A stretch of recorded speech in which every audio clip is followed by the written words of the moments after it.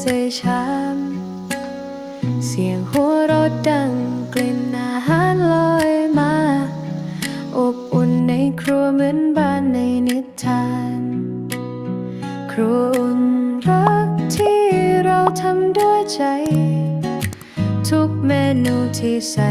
คือความสุขที่ให้กลิ่นเครื่องเทศและเสียงหัวใจอบอุ่นในครัวที่ไม่มีสวัสดีค่ะวันนี้ครัวอุ่นรักเรามีเมนูมาแนะนำกันอีกแล้วนะคะวันนี้มีเมนูเกี่ยวกับแหนมนะคะเป็นแหนมย่างวันนี้มีเมนูที่ชื่อว่าแหนมคั่วไข่นะคะเดี๋ยวเรามาดูส่วนผสมกันนะคะว่ามีอะไรบ้างแรกนี้จะเป็นนี่เลยค่ะแหนมค่ะเป็นแหนมย่างนะคะอันนี้ไข่ไก่2 ใบต้นหอมหอมแดงกระเทียมพริกชี้ฟ้านะคะวันนี้เราใช้ทั้งสีแดงและสีเขียวเลยนะคะปรุงรสกันด้วยผงปรุงรสน้ำตาลแล้วก็น้ำปลานะคะเดี๋ยวเรามาทำกันเลยนะคะ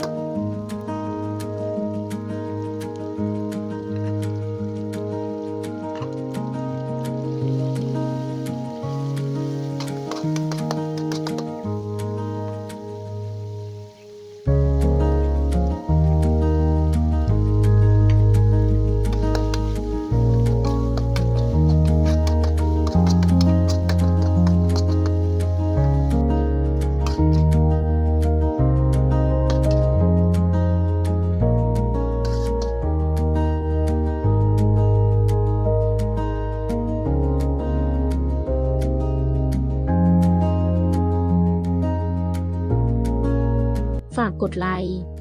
กดติดตาม กดแชร์ ช่อง